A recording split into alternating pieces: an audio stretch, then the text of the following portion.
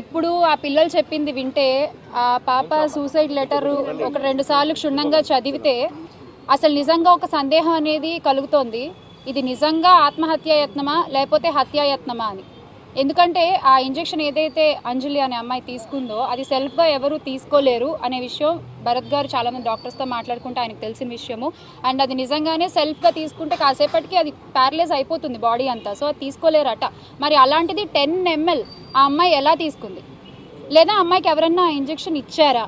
ఇలాంటి అనుమానాలు అయితే నాకు ఇందాక ఆ ఫ్యామిలీతో మాట్లాడిన తర్వాత నాకు కలుగుతున్నాయి. అసలు ఈ విషయం మీద పూర్తిగా ఆ అమ్మాయిని పరామర్శించాలని, వాళ్ళ కుటుంబాన్ని పరామర్శించాలని ఇవాళ మా ఎమ్మెల్సీ గారు, రాష్ట్ర మహిళా అధ్యక్షులు వరద కళ్యాణి గారు కానీ, అలాగే మార్గాని భరత్ గారు కానీ, ఎక్స్ఎంపీ అండ్ ఇక్కడ ఇన్ఛార్జ్, సో వాళ్ళ ఇనిషియేటివ్ తీసుకుని నేను కానీ ఇక్కడికి రావడం జరిగింది. ఒకసారి ఆ తల్లిదండ్రుల మొహాలు చూడండి. 12 ఏళ్ల తర్వాత ఒక పాప పుడితే ఆ పాపకి ఇలా జరిగితే ఆ తల్లిదండ్రుల పరిస్థితి ఎలా ఉంటుంది?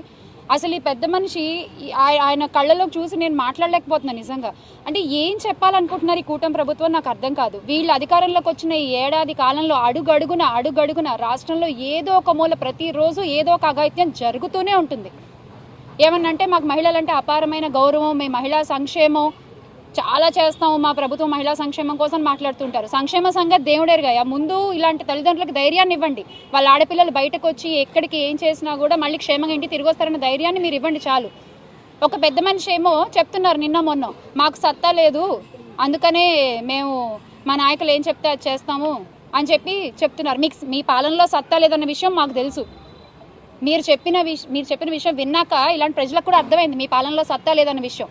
కానీ ఇలాంటి విషయాల్ని చంద్రబాబు నాయుడు గారి దృష్టికి తీసుకెళ్ళి, లేదా హోమ్ మినిస్టర్ మహిళా అధ్యక్షులు ఉన్నారు ఆవిడ దృష్టికి తీసుకెళ్ళి వాళ్ళని ఇక్కడికి తీసుకొచ్చి మీరు వీళ్ళతో మాట్లాడే సత్తా మీకు ఉంది కదా, అదైతే చేయగలరు కదా. కనీసం ఆపరణ చేశారా మీరు? చూడండి ఆ పెద్ద మనిషి ఎలా అయిపోయారో. ఎవరు సమాధానం చెప్తారు? వాళ్ళ అమ్మగారు ఏమడుగుతున్నారు? మీరు న్యాయం చేయలేకపోతే, ప్రభుత్వం కనుక న్యాయం చేయలేకపోతే ఆ ఇంజక్షన్లు ఏవో మాకు కూడా ఇవ్వండి 2 ఇంజక్షన్లు అని చెప్పి అడుగుతున్నారు. ఇదా ప్రజలకు మీరు ఇచ్చే ధైర్యం? గత ప్రభుత్వంలో జగన్మోహన్ రెడ్డి గారు మహిళల పట్ల ఎంత శ్రద్ధ చూపించారు, వాళ్ళ క్షేమం కోసం, వాళ్ళకి ధైర్యం కల్పించడం కోసం ఏ చట్టాలు తీసుకొచ్చారు, ఏ యాప్లు తీసుకొచ్చారు మనందరికీ తెలుసు. ఆయన రోడ్డు మీదకి వస్తే అరచేతిలో హారతలు ఇచ్చారు. ఈ రోజున మీరు రోడ్ల మీదకి వస్తే హాయి కూడా చెప్పరు ఎవరు. అలాంటి పరిస్థితి మీరే క్రియేట్ చేస్తున్నారు. ఆ దీపక్ అనే వ్యక్తికి ఎందుకు మీరు ఇంకా ఆయన వెనకేసుకుని వస్తున్నారు? ఎందుకని? ఆయన గురించి ఎంక్వైరీ చేస్తే అంజలి విషయం అనే కాదు, ఇతర చాలా మంది ఆడపిల్లల్ని కూడా ఆయన ఇలాగే వేధిస్తున్నారన్న విషయం బయటపడింది. ఎందుకు అలాంటి వ్యక్తికి కొమ్ము కాస్తున్నారో నాకు అర్థం కావట్లేదు. దయచేసి ఇప్పుడైనా సరే మీరు ఈ విషయాన్ని పట్టించుకుని ఈ తల్లిదండ్రులకి అండగా నిలబడతారని అనుకుంటున్నాము.